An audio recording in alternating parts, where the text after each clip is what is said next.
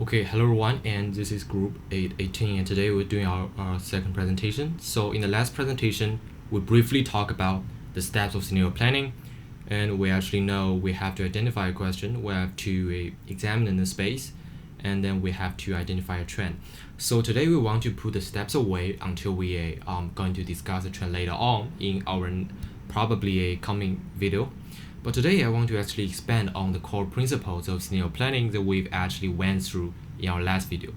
So if we take a brief recap, the three different core principles of scenario planning are actually taking the long view, encourage multiple perspectives, and using outlook in thinking. So when you incorporate scenario planning with your business or a fictional business in the business world, you have to consider and expand based on these three fundamental principles of scenario planning. And today in this video, I'm going to go through taking a long view. So this will be our first principle that we are going to discuss about. Okay.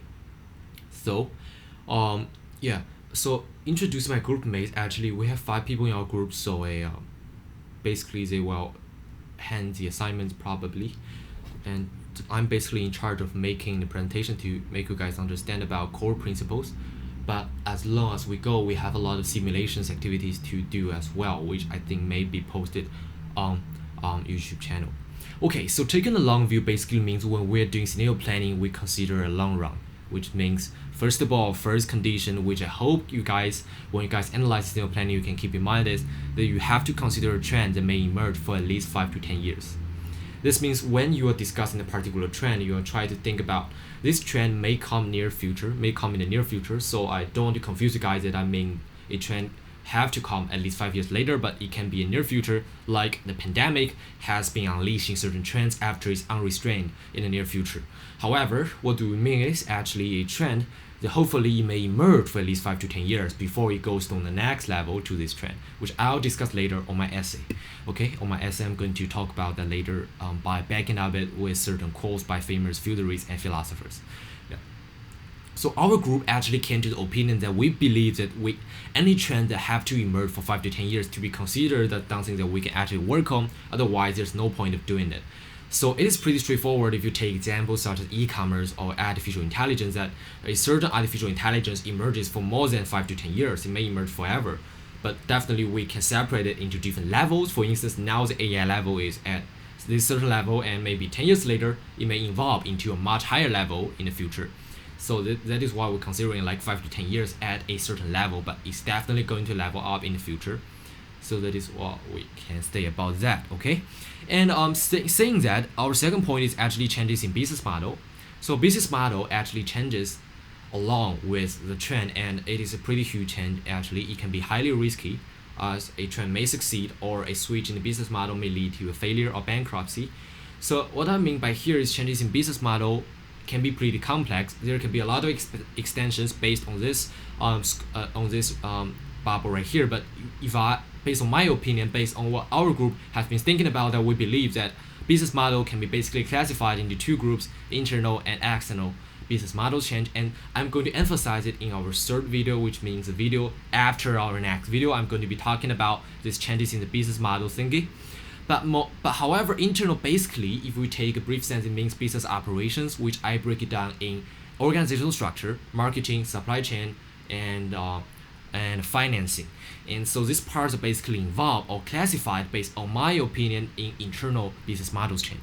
Basically, if you change or alter your business model, you're altering processes such as how you market your product, how is operations carried out, how do you manage your operation, how's your supply chain coordinated, how's your market opportunity grasped. So these are the things that we're considering in the internal point of view. An external point of view is basically the business model that everybody has been talking about. The business model you see on the news, you see on Google search, you see on essay papers, you see on research, that it is basically the product or services a particular business offers to the customers. So in this case, the external business model is basically about how it is offering product services, how is it generating sales, how is it generating revenues, profitability. So these are classified under a changes in external business model. So if we change example, we can talk about Netflix, which I also mentioned in my essay. So Netflix by itself is actually a company everybody knows. We pay a membership, we watch unlimited amount of movies we want, and we renew it with another membership payment or probably an annual payment. But before Netflix evolved like this, back in the 20th century, Netflix was completely different, and their service business model was actually they provide a rental service for movies. So people actually can rent particular movies, DVDs in the physical format, instead of now we're watching it in the internet point of view. So basically, what Netflix has done is not he has been grasping a new trend that internet services, internet entertainment has been emerging in the United States and across the world. That is why Netflix believes that converting a physical rental service to an internet service may create a win-win situation for both the movie firms, the directors, the companies, and Netflix itself. So that is an example of a transformation of business model. Okay, so business models alteration is highly risky. I know it is not difficult. It's not really easy. If we look at these examples, you may feel that it is quite easy. They just basically think technology or internet has become more and more important. That's why they are switching their business model to more of an internet point of view. But that is not the case at all. Changing to a new business model means a complete switch of your business operations and organizational structure, which means by switching Netflix from a DVD rental service to what it is today, if you visit the headquarters, if you ever got the chance to visit an office of Netflix, you can find that it's completely different compared to other business, compared to its previous model. So you have to switch the organizational structure. So changes in business model doesn't only mean you have to find a good idea. Of course, that is a key. But however, you have to actually follow the idea, implement and execute the idea. That is actually the difficult part involved in this alteration of business model. And next point I want to emphasize is political changes. So if you look at political changes, what I mean is you have to consider changes in political systems and international relations, and basically about policies and support. So politics is a pretty broad word to speak about, so I don't want to confuse you guys that in scenario planning, in my definition, based on my diagram right here presented to you guys, that I feel like political changes should be based on these three factors, but definitely you can extend more and more and think they probably should be relevant to your scenario planning or how your future business is going to work out.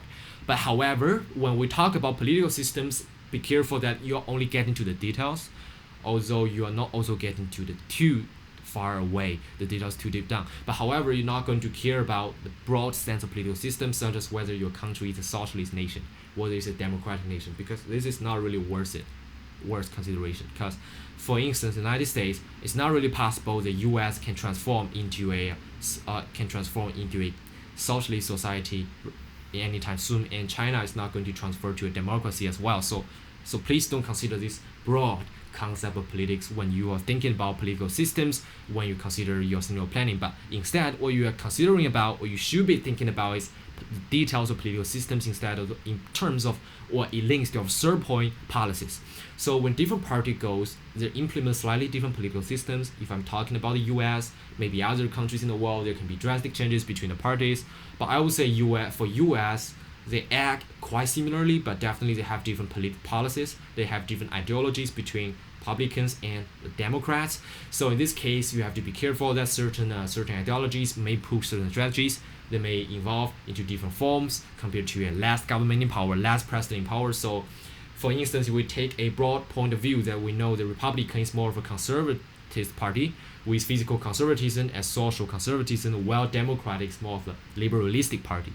If you are American, you should know about this. So the standing one is left and standing one is right, and this may impact your business by thinking about what are the policies you're going to provide, and how do the policies influence your business and influence the civilians or the population. For instance, in United States, population in Georgia, population in Texas, in California as a whole, in New York, and they may play an impact on how your business is going to work in terms of how a customer is going to buy your service. So political systems will be importantly linked to policies, and it can also link to economic forces that I'll discuss later.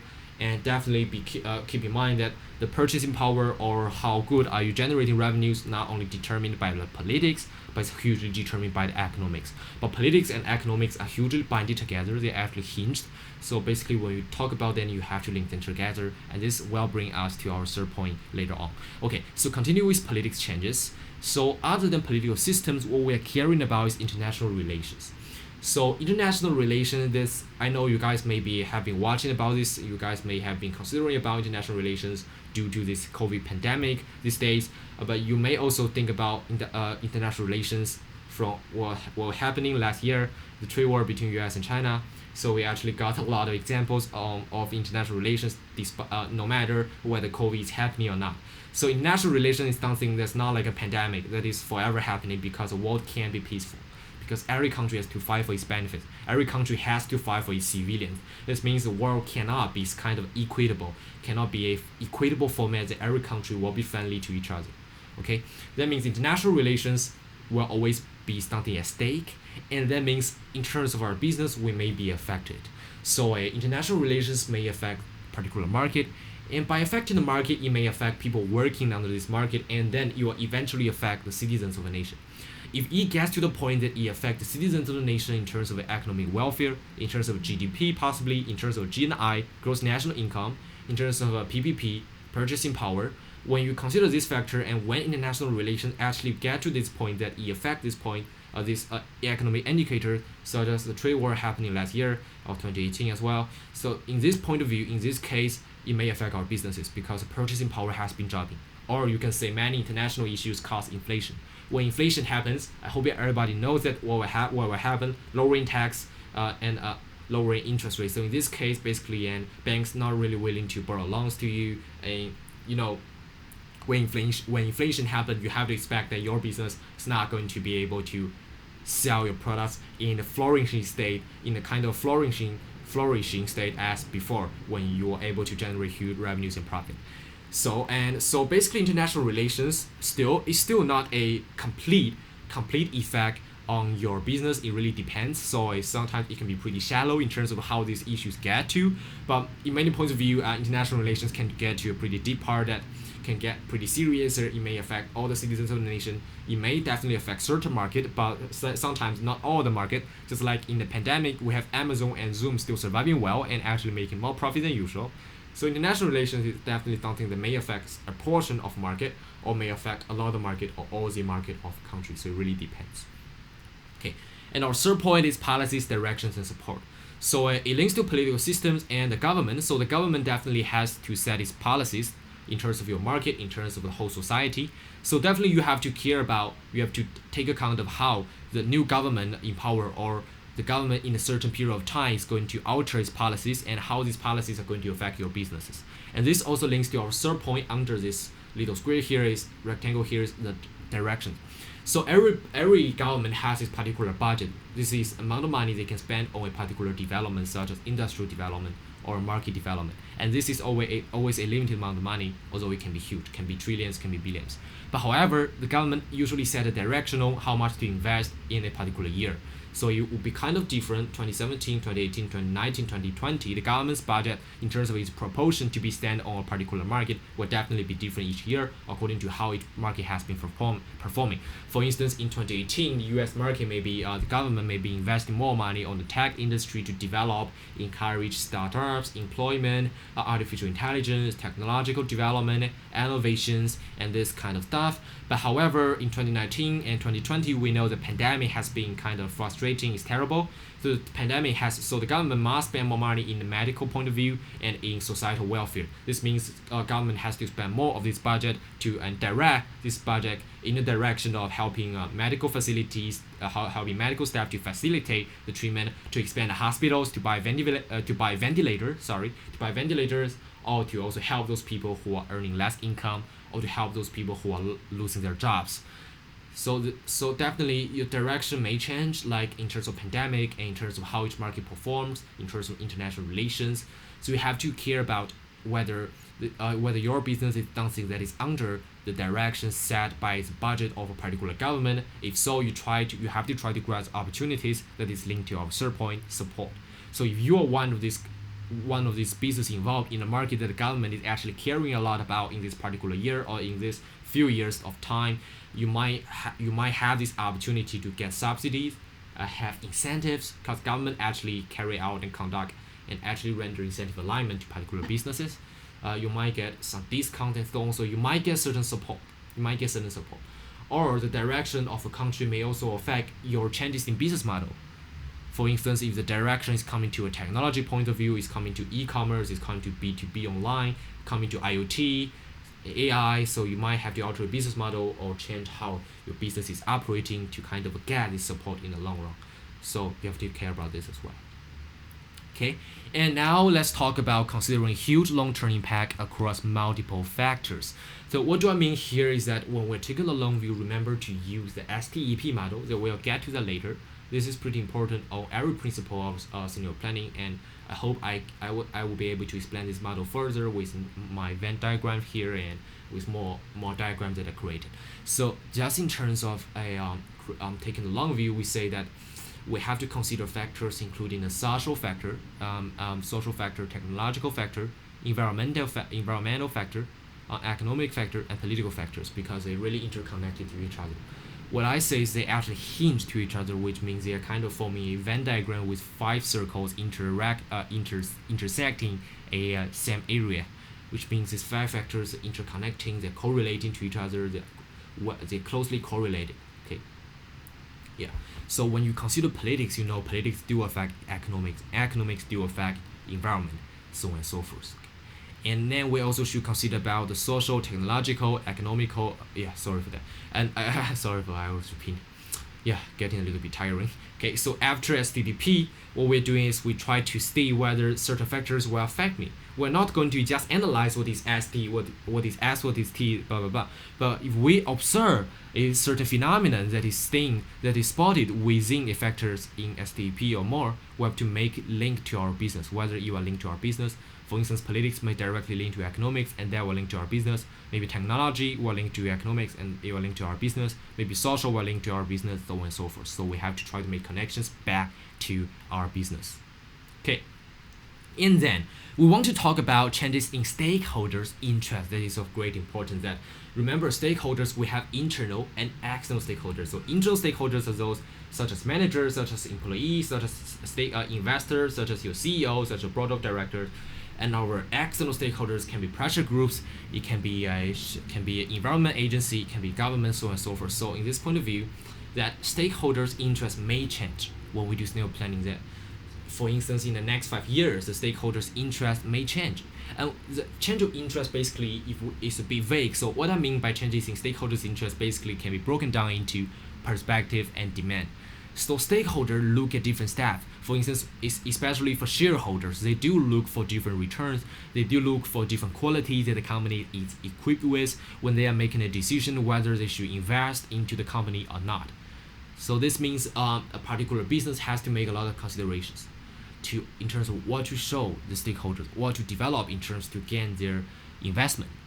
And also we have external stakeholders that are things like government and pressure groups, like environment agencies, and sometimes we have to maintain things from them as well. And sorry, here, new idea, this box is actually a external. Sorry for the typo, didn't really type it. So remember that in stakeholders' interest, it may change. So we try to suit their changes and prospects so we can actually obtain the finance. This is in a shareholder's point of view. And overall, what is happening is we have to maintain the conflicts between stakeholders that Professor Sarah Jane has been emphasizing in lecture today.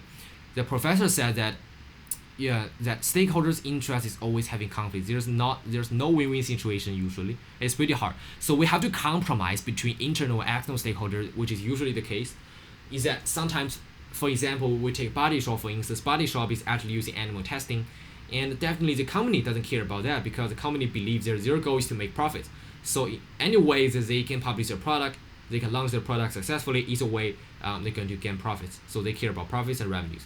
However, the government or agencies now care about animal welfare. They care about the welfare of animals. They care about the rights of the animals. They care about the environment. So now they are forming a conflict right here. It's a profit versus ethics. So we have this sort of conflicts going on. More and more examples we can talk about in this business world. So in the future, what we are finding is our first step is to determine the changes, alterations in stakeholders' interest, both internal and external, and we focus on the government and we focus on our shareholders as well. Because although stakeholders include our managers, our customers, but then we can gradually work on them because we don't have to actually predict too much for how our managers will work, because we're now working with them, we know what they want, we're gradually developing, and we're gradually progressing together. But we are focusing on the shareholder. The shareholders may look at our company at a completely distinct point of view compared to today in the future. And also these pressure groups, environment agencies may care more and more about ethical practices of your business. They may care more about the environmental effects. They may care about more of the societal effect as well. So a two steps. One is to find the changes in interest, and the second step is to find out, investigate, and devise strategies on how do we compromise between these conflicts between mostly internal and external parties of stakeholders. Yes. Okay, and our next point we want to talk about is technologies, changes, or impact on business model. So I already talked to you guys that I'm going to talk business model in greater detail later on. So this is my essay. I have more diagrams that I want to show you guys in my essay, and we'll discuss it later on. But just by looking at technology's impact on business models, we can actually brainstorm some things that our business model may change completely. Like I mentioned, Netflix changes from a physical rental service to an internet service, and we have Blockbuster, things like that, also changing the business model. And in terms of technology, we've had a lot of businesses following the technology's way of business modeling, including Alibaba, Tencent, including Amazon, things like that. But if we brainstorm, we have something such as e-voting, electronic voting.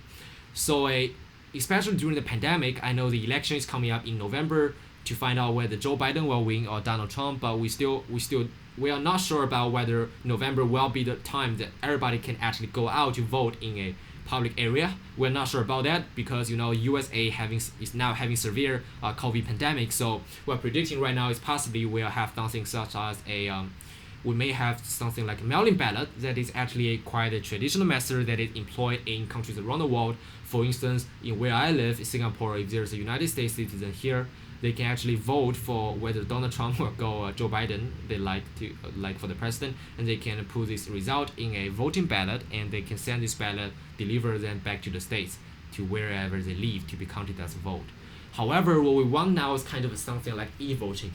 So e-voting, I think you guys may think that this is already achieved because we're doing a lot of voting online. We have Google surveys, we have Survey Monkeys, we have, we do voting on Facebook, we do voting on Twitter, we do voting a lot. I think you guys do a lot of voting on Instagram. So we know voting is already achieved, but however, e-voting in a political point of view or in a pretty important point of view, like some large events such as this presidency election, e-voting cannot be achieved yet because of the security concerns. So in terms of changes in business model, you should consider the challenges brought by the technology and whether it is possible these challenges will be fixed, whether these challenges can be achieved in the near future, that you may be someone that can implement this business model, or you can be someone that is fixing the business model to actually implement it fully. So now we have e-voting, we have the concept of e-voting, we have the technical skills to conduct e-voting even with a large population, millions, tens of millions of people, but we are not capable of maintaining security part of that because we cannot make silly mistakes. We cannot have security assimilations, security issues when we are kind of doing this important vote for the president of the United States. We cannot have fake votes. We don't want robot votes. We have to verify people's identity closely. We have to make sure that no one is hacking the system to alter these votes to change from Donald Trump to Biden, change to Biden to Trump. So this is still something that we have to work on in the future. And the second thing that I think is more important than voting as a whole is e-banking. So e-banking has been developing, it has been emerging these few years that people are applying data engineering, applying information analytics to actually find out, to actually provide services online without the need for a particular client to actually work to a branch or a particular bank to open up a service or to obtain a loan. So in this way, e-banking has made people's life much more easier. It increases the efficiency of a particular business, given the business more potential to a lot of amount of money, allows the business more potential to actually target other customer group, and also provides the banks the opportunity to provide tailor-made product, especially to a particular business or to a particular client. So in the past, what the problem is, tailor-made products were possible, but it was only dedicated possibly to only the VVIP clients because they are the ones who are able to afford tailor-made products that are usually priced costly. But however, right now we have artificial intelligence. We're able to tailor-make product to each individual, which means we are also keeping the cost low while we're able to maintain a larger customer base, and we're able to actually attract more customers by applying the loans and suggesting and selling them the loans that is the most suitable for them, such as a couple may want the loan for their marriage, may want a loan for their honeymoon, and a particular person in the 20s or 30s may consider a loan for buying a house, for house decoration, or just buying a motorbike. And a person in 50s, 60s may be looking for a retirement fund according to his or her salary. So we always have something suitable for these people, because in the bank, a bank provides financial products for people of all incomes, people of all ages. So in this way, we're able to tailor-made and definitely tackle the target groups and provide our services only to the target groups. And in this way, we're able to provide services in a more efficient point of view. So this is also something that you can consider about. And now, omni-channel. Omni-channel is basically the combination of e-commerce and physical stores. So when you apply omni-channel, it is basically the model that the customers will be able to browse your online channel, your online app, online website, online advertisement, and they can also go to the stores to relay the product back to online. So it can go in two ways. The first way is the customer may look at some product online through your platform that is well designed, excellently designed, and they feel like, oh, they like this particular product, and they will go to your store to check this product and buy them. And the second way is basically reversed. So basically the customer will go to the store. If she likes something, she may check back online and get it delivered to the house. Omnichannel is already applied in many businesses, because many businesses are not only having their online shop in the e-commerce platform like eBay, Amazon, but they also have a physical store. And this is something that will go on for the potential future. The omnichannel will become a large part. This means that although we might see a decrease of physical stores, as many businessmen have been predicting, and I really agree with that, but however, I believe that in the near future, I would say 5 to 10 years, the most effective model right now is still a combination of e-commerce and physical shops. And in this way, people, solely relying on physical shop or solely relying on e-commerce doesn't provide the best shopping experience. So combination is usually the best point, and we should focus on how we can use the internet point of view. Like omnichannel, we have internet and physical store, and internet point of view is where we can try to attract the customers. We try to develop our new and innovative advertisement mediums to actually promote our products to the customers, to let them have the desire to buy the product. And then with the physical store, where the customer can get a good impression on your product, and they may also look at other products to have an eye-opening kind of perspective to allow and enable them to do repetitive purchasing. So we now try to boost this combination, which we call as the omnichannel. And then we may have e-commerce. I don't think I have to go too deep into this. E-commerce basically refer not only Amazon or eBay, but basically something selling online. A B2B, a B2C process happening online is considered as e-commerce, and it is definitely emerging in our world today. And mobile payment and online transactions. These two usually bound together, but they are kind of similar, but they are separate techniques that may emerge or already have been emerging right now and may be more and more prevalent in the future and more prominent.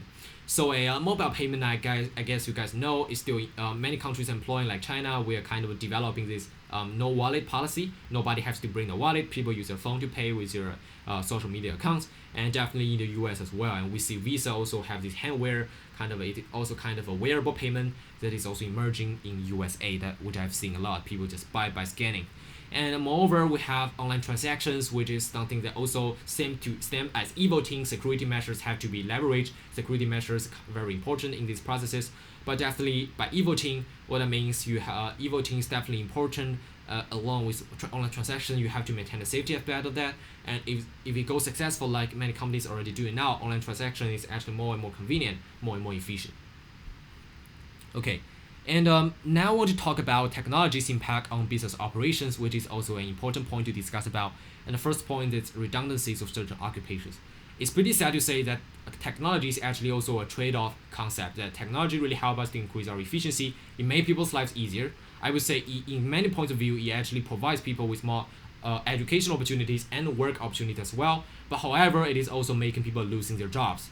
So for instance, redundancies of certain occupations, especially those mechanical work, repetitive work, low-level work, those work that can be replaced by 24/7 robots will be lost.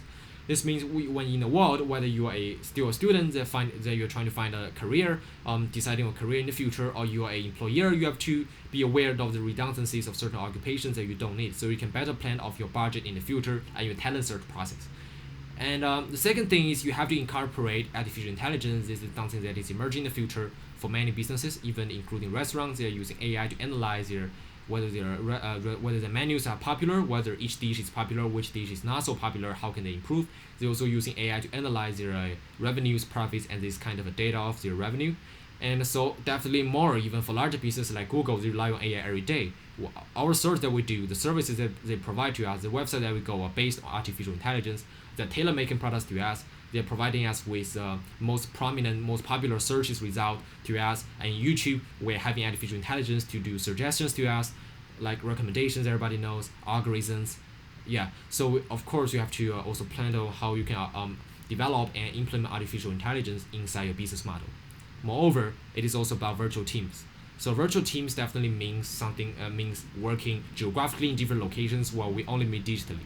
Though this is already the case, I would say in the pandemic, because with Zoom and many employers find it difficult compared to normal work, on-site work, and many people believe that it is actually better to work in virtual teams because people's efficiency increase while they decrease their number of times they waste on their route by taking the underground, by taking the subway. They also save more time, and people believe that they are more motivated to work at home. For some companies, they believe when they stay with their families, it's better for them to maintain better emotions. It can be the case. So virtual teams here, I mean by virtual teams can be something that you can be prepared for pandemic like this. But I hope pandemic like this will go away soon and it won't be too common in our world, like COVID-19 and SARS, MERS. I don't hope it can be common. But however, virtual teams is something it is an inspiration that is actually boosted and leveraged through this COVID-19 pandemic, that in the future when we are doing talent search, when we're requiring particular participants or team members of our company, we may not need people to actually work on site. I know many businesses have headquarters and have branches around the world, some don't, and actually sometimes we can actually apply people, we can actually just work people online. We don't really have to meet them personally. This will be a way, because in this way we may be able to gather talents from around the world. We don't because some talents, some elites not willing to move to Asia while they are staying with family back in Europe or America. And definitely talent search allows people to actually reduce the cost.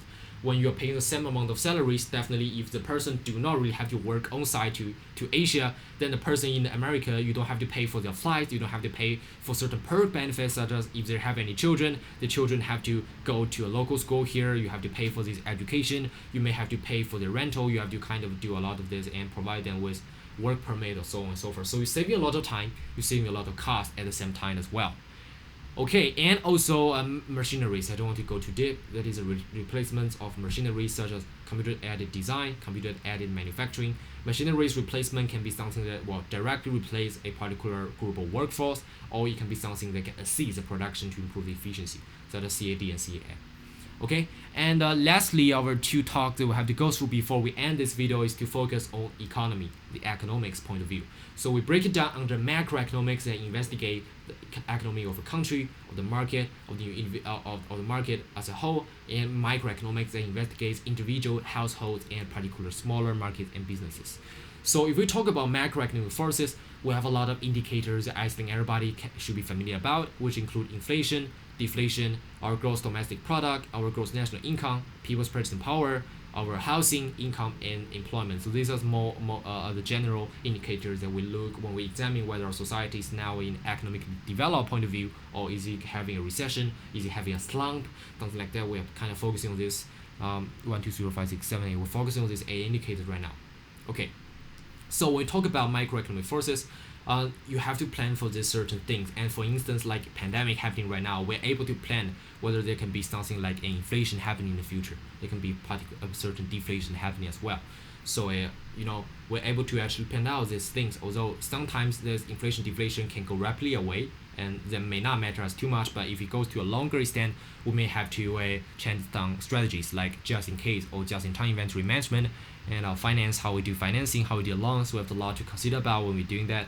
So remember to keep these indicators in mind and always care about them. And after you look through the indicators in a broad point of view, that is the indicator of, I would say, inflation, GDP as a nation of the USA, you should also break it down into your particular state, whether you're operating business in Georgia, whether you're operating in California, or you're operating your business across many states. The economic conditions may be different. So even though you may be losing sales in Minnesota, you might be gaining sales in Wisconsin. You may be gaining sales in New Mexico, you may be gaining sales in New Jersey. So definitely consider it in greater detail and basically try to verify information before you make a decision on your own building and before you build and construct a particular scenario.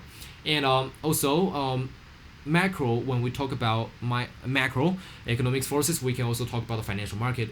It's something that we have to definitely care about. It's something that's pretty important. The financial market actually determines the finance of many businesses in terms of its investment, and it also reflect on how the market is doing, how people's economy is doing. So we see these indicators right here, and this inflation deflation thing basically are really interconnected with the financial market. So how how markets are performing, how people's lives are living, how the economy of society as a whole really influences how business will be performing, and that will influence the financial market.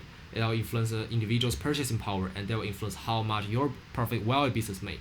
So in the financial market point of view, when your business is actually experiencing a pessimistic situation, and you have to try to cut down your I know you have to plan cutting down your human resources, cutting down your workforce. You have to apply your new inventory measures, such as I would say just-in-time inventory, so you only produce a number of products in your supply chain based on how much customers have ordered, rather than you're stocking excessive inventories. Well, there's a higher chance that nobody will buy these inventories.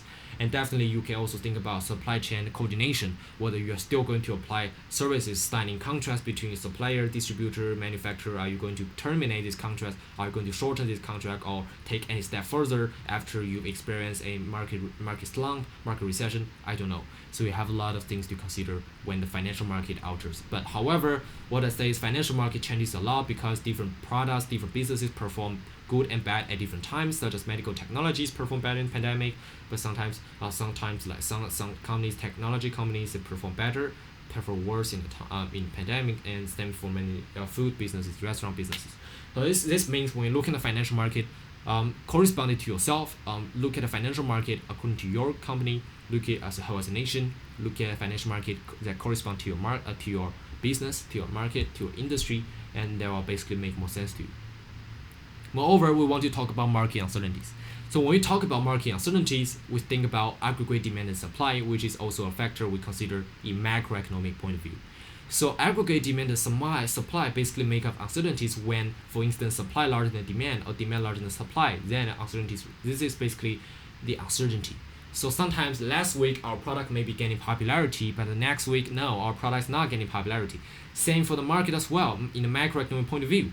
Sometimes all markets may perform well in this week, but it may drop in the next week. But however, since we're talking about macroeconomic, we're talking about economic direction as a nation. So usually when you do scenario planning, this makes more sense that market uncertainties is usually those large uncertainty. That is not a uncertainty to a particular market only. It usually covers and affect a lot of market, several market, and may affect your nation as a whole.